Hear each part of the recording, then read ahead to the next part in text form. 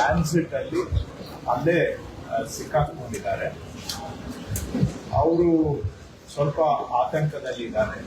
ನಾವು ಹೇಗೆ ಮರಳುವುದು ಅನ್ನುವಂಥ ಪ್ರಶ್ನೆ ಎಲ್ಲ ಇಟ್ಕೊಂಡು ಅವರೆಲ್ಲರಿಗೂ ಕೂಡ ನಾನು ಸರ್ಕಾರದ ಪರವಾಗಿ ಆತಂಕಕ್ಕೆ ಒಳಗಾಗಬೇಕಾದಂಥ ಅವಶ್ಯಕತೆ ಇಲ್ಲ ಎಂದು ವಿಶ್ವಾಸವನ್ನ ತುಂಬುವಂತ ಕೆಲಸ ಮಾಡಲಿಕ್ಕೆ ಬಯಸ್ತೇನೆ. ನಮ್ಮದು ಅವರಿಗೆ ಸ್ಪಂದನೆ ಮಾಡಲಿಕ್ಕೆ ಶನಿವಾರ ರಾತ್ರಿಯಿಂದಾನೇ ನಾವು ಹೆಲ್ಪ್ ಲೈನ್ ಅನ್ನ ಚಾಲನೆ ಮಾಡಿದ್ದೇವೆ.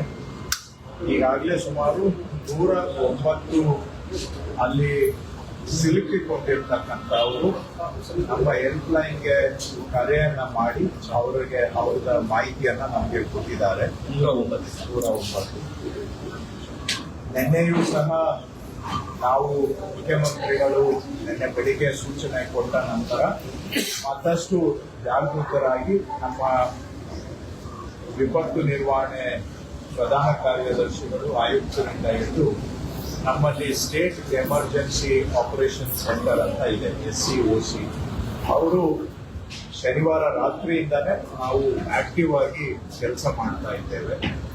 ಹಾಗೂ ಭಾರತ ಸರ್ಕಾರದ ಜೊತೆಗೆ ಅಂದ್ರೆ ಮಿನಿಸ್ಟ್ರಿ ಆಫ್ ಎಕ್ಸ್ಟರ್ನಲ್ ಅಫೇರ್ಸ್ ಅವರ ಜೊತೆಗೆ ಪ್ರತಿನಿತ್ಯ ಸಂಪರ್ಕವನ್ನ ಇಟ್ಕೊಂಡು ಯಾವ ಜನ ನಮ್ಮವರು ಸಿಕ್ಕಾಕೊಂಡಿದ್ದಾರೆ ಭಾರತ ಸರ್ಕಾರದ ಮುಖಾಂತರ ಅವರನ್ನ ತಲುಪುವಂತ ಪ್ರಯತ್ನವನ್ನು ಮಾಡ್ತಾ ಇದ್ದೇವೆ.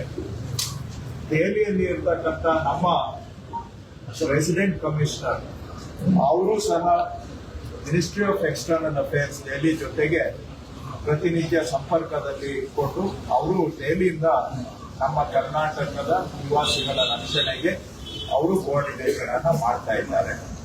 ಈಗ 3 ವಿಷಯಗಳಲ್ಲಿ ಸ್ವಲ್ಪ ಕರೆ ಮಾಡಿದಂತವರು ನಮ್ಗೆ ಪ್ರಶ್ನೆಗಳನ್ನ ಕೇಳ್ತಾ ಇದ್ದಾರೆ. ಬಹುಶಃ 3 ವಿಷಯದಲ್ಲಿ ಸ್ವಲ್ಪ ಆತಂಕ ಇರಬಹುದು ಅವರಿಗೆ. ಒಂದನೇದು, ಎಲ್ಲರೂ ಕೇಳ್ತಾ ಇರ್ತಕ್ಕಂಥದ್ದು, ನಮಗೆ ಅಲ್ಲಿಂದ ವಾಪಸ್ಸು ಕರ್ನಾಟಕಕ್ಕೆ ಬರೋದಕ್ಕೆ ವಿಶೇಷ ವಿಮಾನ ಆಗಲಿ ಅಥವಾ ಬೇರೆ ಮುಖಾಂತರ ಆಗಲಿ ಅವರ ವಾಪಸ್ಸು ಪ್ರವಾಸದ ಬಗ್ಗೆ ಕೇಳ್ತಾ ಇದ್ದಾರೆ. ಅಂದ್ರೆ ನಮ್ಮನ್ನ ರೆಸ್ಕ್ಯೂ ಫ್ಲೈಟ್ಸ್ ಅಥವಾ ಸ್ಪೆಷಲ್ ಫ್ಲೈಟ್ ಏನಾದ್ರು ಮಾಡ್ತಾ ಇದ್ದೀರಾ ಅಂತ ಕೇಳ್ತಾ ಇದ್ದಾರೆ. ಇದನ್ನ ನಾವು ಕೇಂದ್ರ ಸರ್ಕಾರದ ಜೊತೆಗೆ ಅವರನ್ನು ಕೇಳಿದ್ದೇವೆ. ಕೇಂದ್ರ ಸರ್ಕಾರದವರು ಅಲ್ಲಿ ಸದ್ಯಕ್ಕೆ ಏರ್ ಟ್ರಾಫಿಕ್ ಅಲೌಡ್ ಇಲ್ಲದೆ ಇರೋದ್ರಿಂದ, ನಿಷೇಧ ಮಾಡಿರೋದ್ರಿಂದ ಯಾವುದೇ ವಿಮಾನ ಅಲ್ಲಿ ಈಗ ಹಾರಾಟ ಮಾಡಲಿಕ್ಕೆ ಸಾಧ್ಯ ಇಲ್ಲ. ಸೊ ಆ ಸಂದರ್ಭದಲ್ಲಿ ರೆಗ್ಯುಲರ್ ಫ್ಲೈಟ್ ಆಗಲಿ ವಿಶೇಷ ವಿಮಾನ ಆಗಲಿ ಸದ್ಯಕ್ಕೆ ಅಲ್ಲಿಂದ ಹೊರಡ್ಲಿಕ್ಕೆ ಅವಕಾಶ ಇಲ್ಲ.